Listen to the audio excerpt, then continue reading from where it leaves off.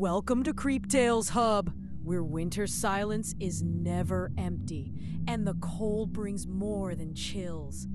Tonight's story follows a young woman who thought she was safe until the winter night proved her wrong.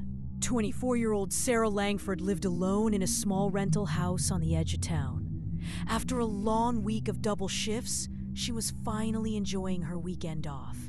Snowstorms had locked down most of the city, and she loved the idea of staying home with hot coffee, warm blankets, and absolute silence. By 10:45 p.m., the storm had grown heavier. The wind howled like something angry was circling the house. Sarah sat in her bedroom, scrolling through messages. Wrapped in a thick hoodie, her heater struggled against the cold, humming softly. Then came the first sound, a faint knock on the front door. Knock. Pause. Knock. She frowned. Nobody should be out in this storm. Delivery? Impossible. Neighbors? Rare. She waited. Another knock. This time slower. Heavier. Sarah grabbed her phone and tiptoed to the door. She looked through the peephole. Nothing. Just darkness and swirling snow. She exhaled nervously and backed away. Her phone buzzed. A message from an unknown number. Why didn't you open the door? Sarah stared at the screen. She typed slowly. Who is this? The reply came immediately. It's cold out here. Her hands went numb. She checked the peephole again. Still, nobody. She turned to walk back to her room when something hit the door. A loud, violent bang. Sarah jumped and covered her mouth to stop herself from screaming. She backed into the hallway, heart pounding. The phone buzzed again. If you're not gonna open it, I'll find another way in. She froze. Another way in? Her eyes darted to the living room window, then the kitchen window, then the back door. All had curtains. All were closed. All suddenly felt too thin. Sarah moved fast. Grabbing a kitchen knife, she locked all windows again, double-checked every latch. She whispered to herself, "Calm down. Maybe a wrong number, maybe a prank." Then her bedroom light flickered and went out. Only her phone screen illuminated the dark hallway.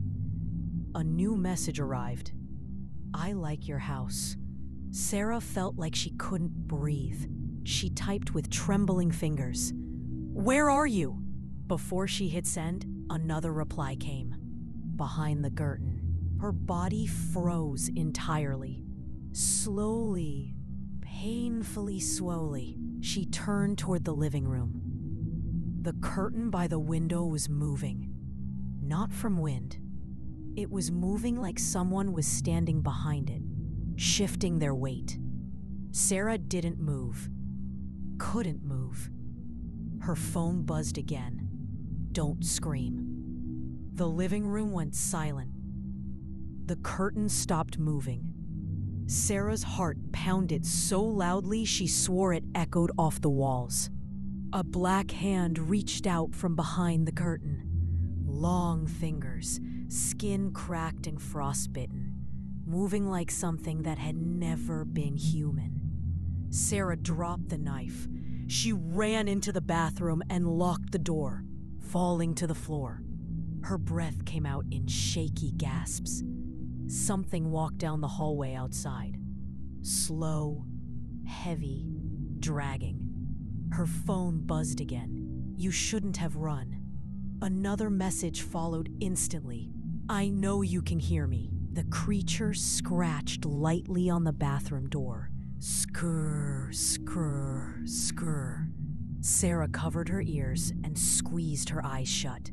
The scratching stopped. Silence. Then, the bathroom light flicked on by itself. Sarah's eyes snapped open. The temperature dropped in seconds, her breath visible in white puffs. Slowly, she turned toward the bathroom mirror, and there, written in fog, was a sentence. "I'm inside." The door behind her clicked, unlocked, though she never touched it. The last thing Sarah saw in the mirror wasn't her reflection, but something tall, pale, and smiling right behind her. Winter nights hide more than the cold. They hide what watches you through the curtains. This was Creep Tales Hub, where every shadow has a story, and every story waits in the dark. Stay alert and stay warm.